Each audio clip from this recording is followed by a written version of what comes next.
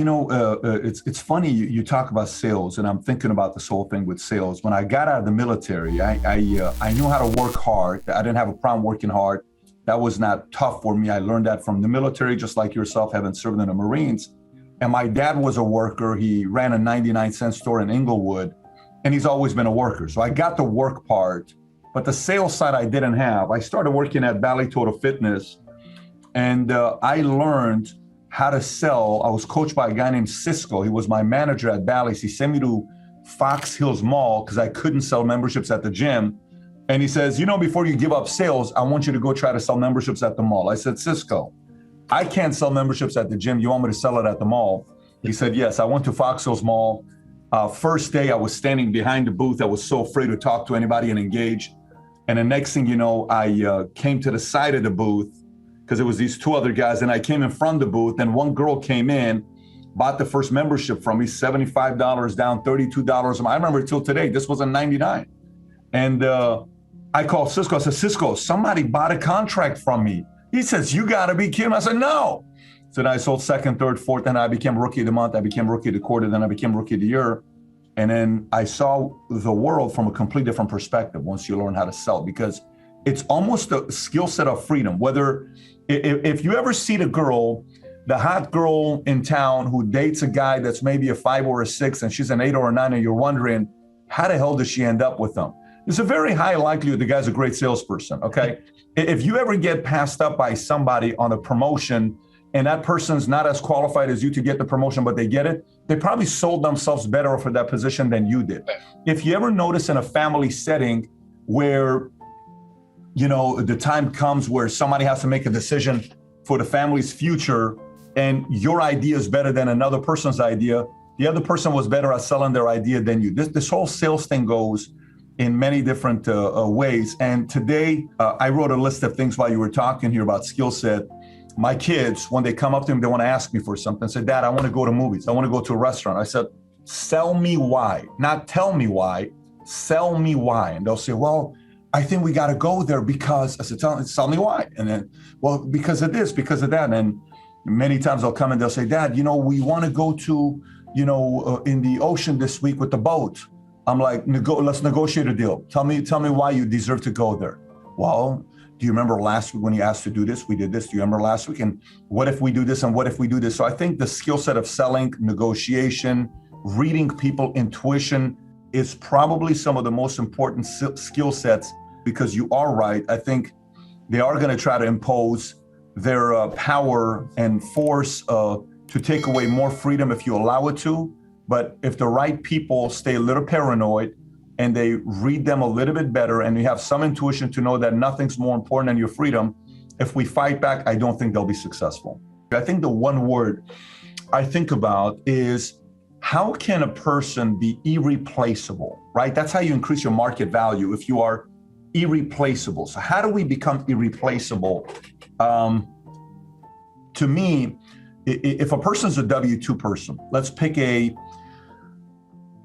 engineer, a coder, okay? And a person produces the software for you. They're so good of a coder that they've had so many years of building that code for you, the software for you. They are somewhat irreplaceable, where you kind of need them. Like, listen, here's what I've done for you. I've developed software for you that's made you $15 million.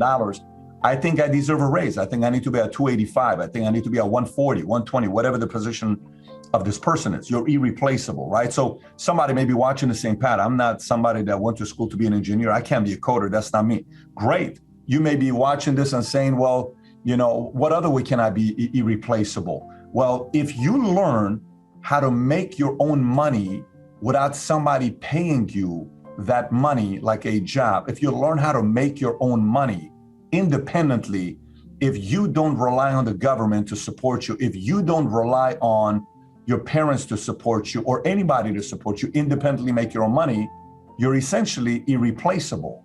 So the more irreplaceable people that we have that are not leaning and relying on an organization, institution, or the government to take care of them, taxes goes lower. There's a lot of things going on today, but my biggest thing would be whoever I am that's listening to this, whatever country you're living in, we're seeing a lot of this stuff taking place all over the world.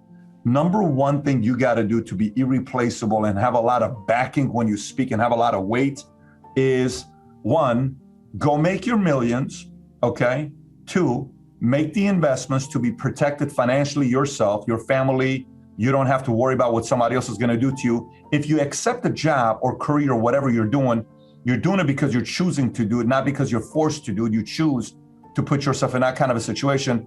And if you do that, a government and an institution fears somebody like you because you don't need them. You know, there's always this notion about when moms and sons or father and sons, kids, sometimes they go through this challenge because the kid's growing up always needing mommy and daddy for money, always needing mommy and daddy for money, mommy and daddy for money, mommy and daddy for money. Then there's this awkward transition where mommy and daddy can threaten to take stuff away from the kid by saying, if you don't do this, I'm not going to give you an allowance. And eventually the kid says, listen, I make my own money now, $20,000. That threat doesn't work anymore. And parents sometimes is uncomfortable to give up that control. They lose it, right? So the government doesn't like it when you no longer need them. The government doesn't like it when you no longer need their welfare state or their support or any of that because you independently make money. If you don't position yourself in a way to make your own money and be free, you are gonna be living a life of conformity and being a hostage. That is not a situation. We were not created to be held hostage by another organization because we desperately need them. We are creative. We were created to be creative and solve many different problems. Unfortunately, you cannot do that when you're relying on the government. How do you solve that? By exactly what Robert's talking about, which is sales. Money's out there. There's many ways to make the money. You got to go ask and create some kind of value for you to make it. Then came to the States at 12 years old, Glendale, California, and was there for 6 years, then went to the Army. Then a day before 9/11, I started working at Morgan Stanley Dean Witter as a stockbroker. Got my Series 7, 66, 31, 26. As a 21-year-old, I was the youngest broker they hired. And then I went to Transamerica for 7.5 years and I started my own insurance company. And the rest is history. But it just validates. So my economics teacher, or my history teacher starts talking about Democrats, Republicans, Independents. I don't know anything about politics. I come home and I ask my mom, I said, Mom, are we Republicans or are we Democrats? And my mom says, we're Democrats. I said, okay, cool. I said, can you tell me why we're Democrats? She says, because the Democrats are for the poor and Republicans are for the rich. I said, huh. I said, you know what, Mom? She says, what? I said, when I grow up, I want to be a Republican.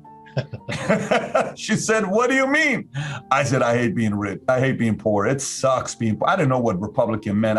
What I try to say is, I don't want lunch ticket. I hate welfare checks.